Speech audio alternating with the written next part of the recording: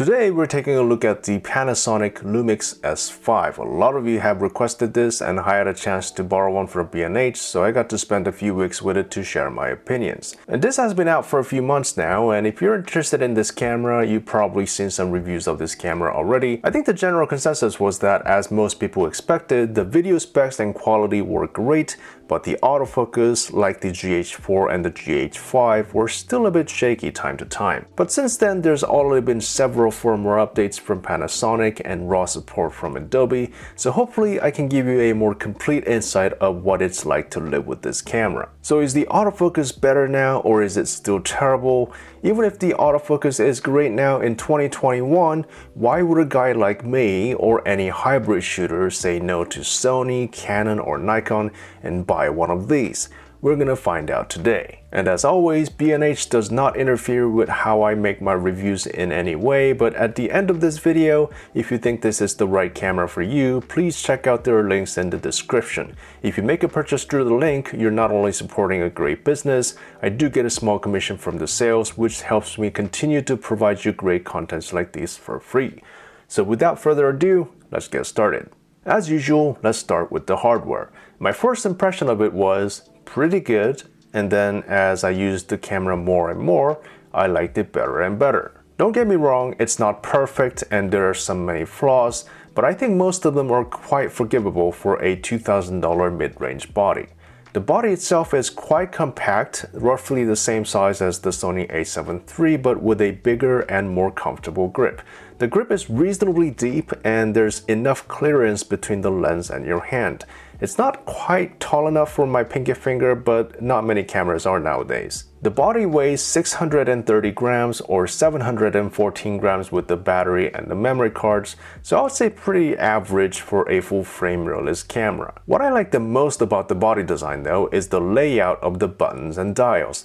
Everything that I want is within the reach of my right hand fingers, but all the controls have good feedback and it's almost impossible to accidentally press the wrong buttons. The white balance, ISO, and the exposure compensation buttons are cramped right next to each other, but they are raised just enough for you to distinguish them with your index finger without looking, and the buttons are raised slightly more as they get further away, so they are easier to press.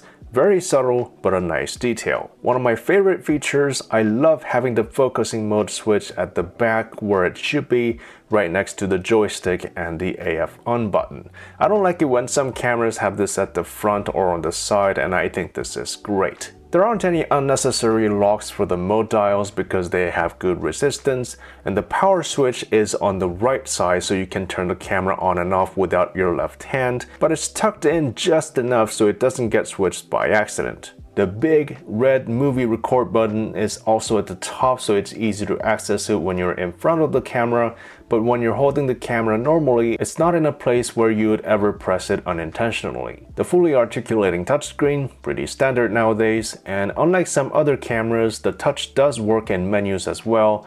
The monitor resolution is 1.84 million, so about 2 times more than the Sony A7 III's. And dual card slots, which are also very nice, and unlike some other cameras, it can record video simultaneously to both slots. One thing to note, only the slot 1 is UHS 2 and the slot 2 is UHS 1.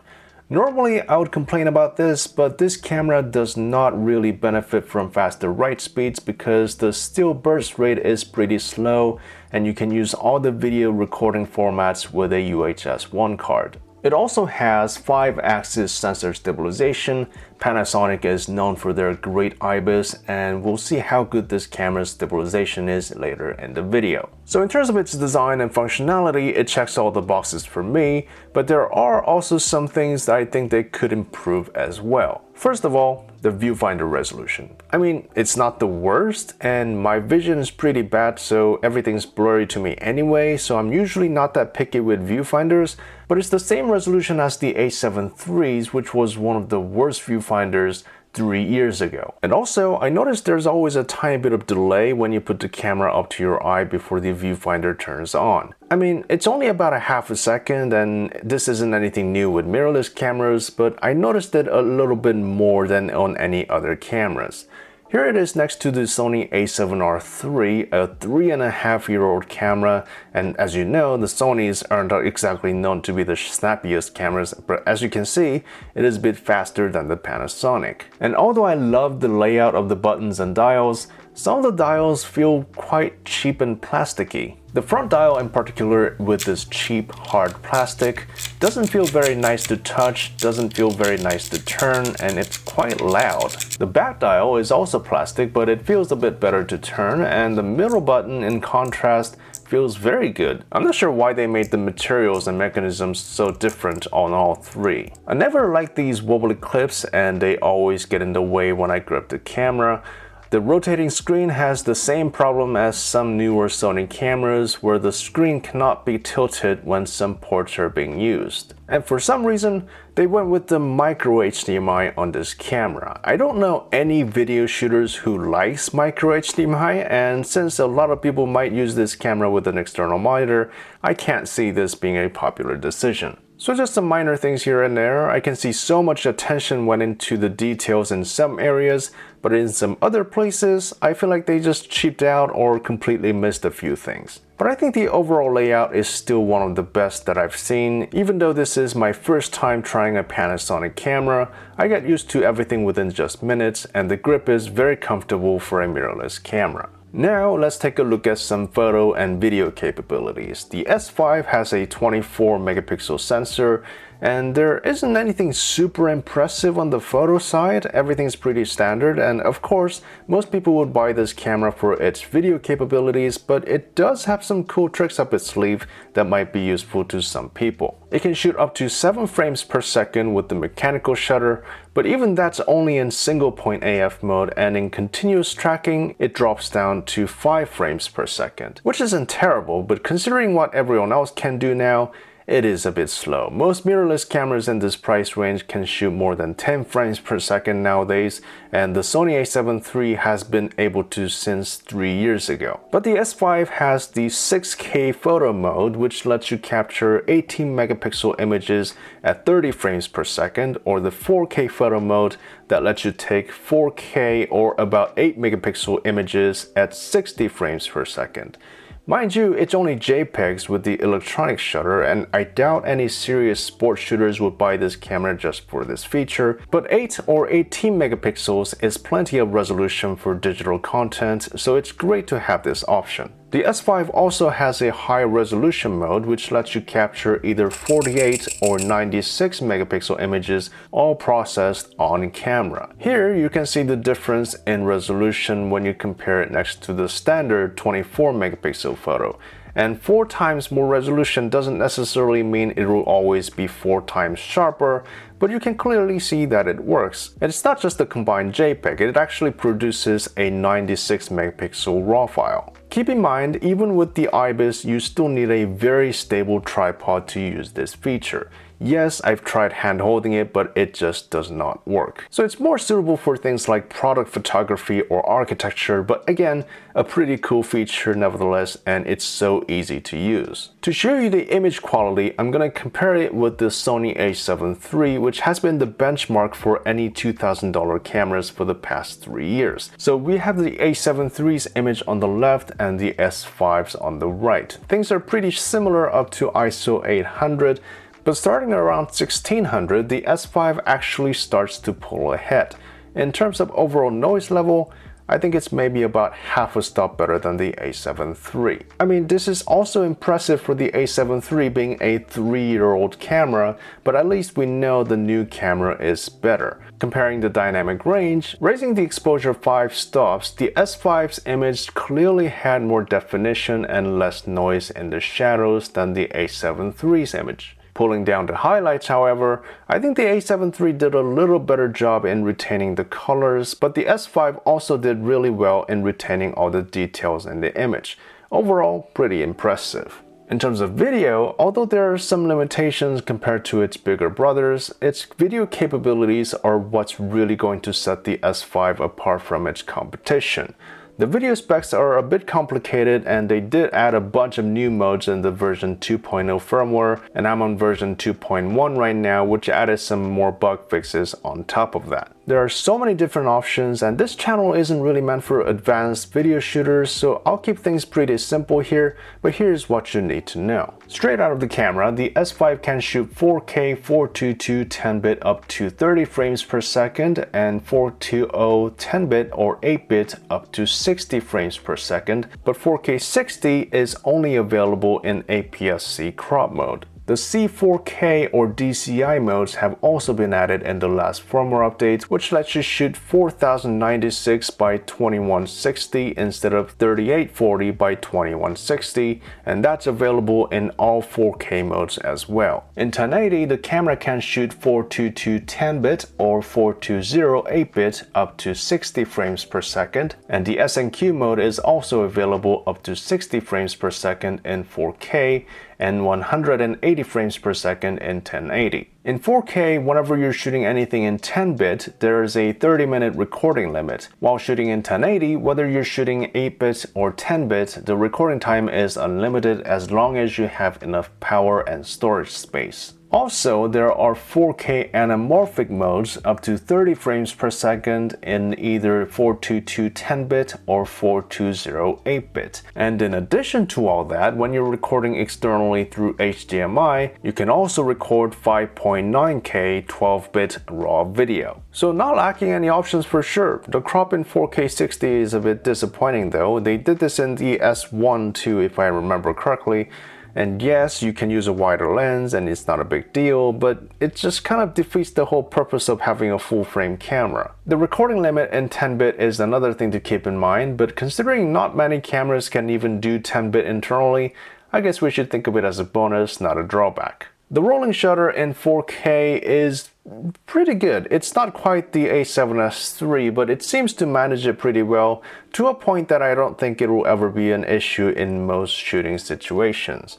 The battery life for video is also pretty good. Not the best, but pretty good. I get a little over 2 hours of recording time while shooting 4K, usually around 2 hours and 5 or 10 minutes, so about 15 to 20% less than the A7 III, but about 25 to 30% better than the Canon R6. And we can't talk about Panasonic without talking about the IBIS.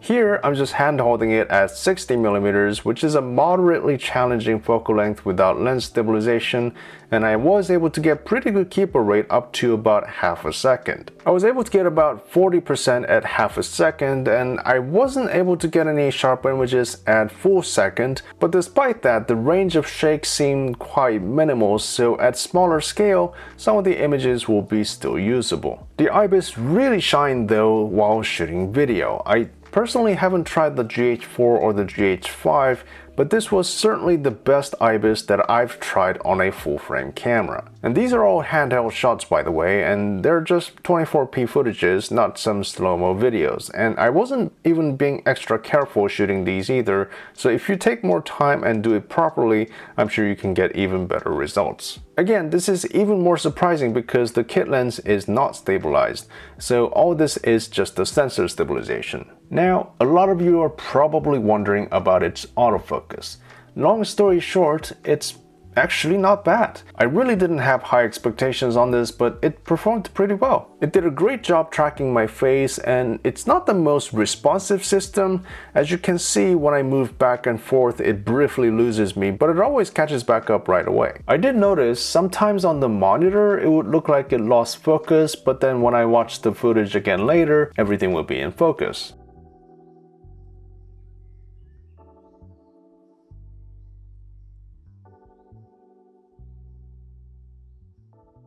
I also tried it on a more complex background with the sun behind me, and it still did quite well.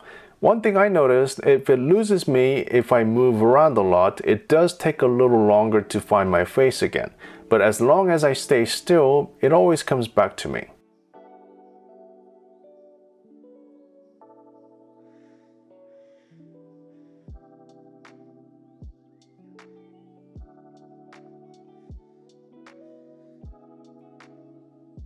This was the IBIS test that you saw, but I actually shot this for an autofocus test just to see how it handles the moving backgrounds and different lightings. At the beginning, There was a brief moment that it lost focus, but once it locked on, it never lost me again. I've heard some reviewers say that the autofocus works better in 60p, but for me, it worked just fine in 24p, so I didn't even feel that was necessary. But one last test that I wanted to do, I heard that the autofocus becomes slower when you shoot with an external monitor because it puts more load on the camera's processor. So I tried it again with the Atmos Ninja 5 connected to it, and well, it still worked fine. And this is a much more challenging lighting than it looks too. You can see it goes up and down between ISO 2500 and 5000. It did lose me for a second here, but again, it comes right back to me. So I think the autofocus is much more usable than what most people think. Yes, it may not be the best, but there's no such thing as 100% accurate autofocus, and more serious pros will probably use manual focus anyway, so that's always an option too. So, the Panasonic S5, what do I think about it? Well, I like it a lot. I can totally see myself using this as a daily driver.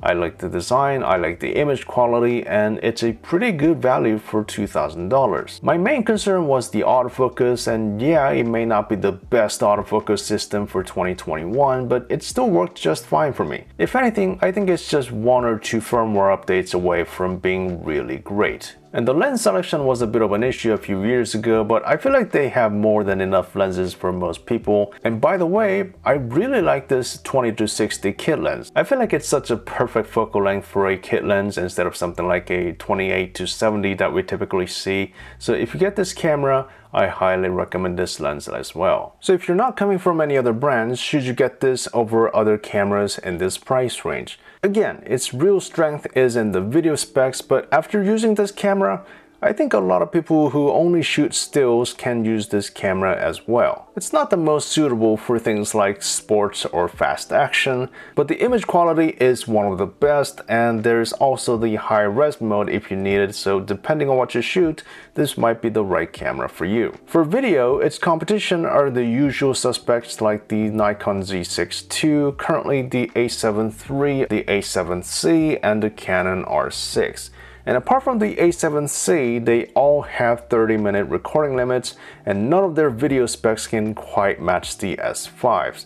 And the R6 can shoot 4K 60 without crop, but that's about the only advantage, and the R6 costs $500 more than the S5, so there's that. So I think the S5 might be the best hybrid camera in this price range right now. I don't say things like that often, but I think it's true. Again, it's far from perfect, but no camera is, and most of the flaws are quite forgivable for this price, and as long as you're aware of that and don't expect this to be something that it's not, I think you'll enjoy this camera. So for that reason, I would highly recommend it.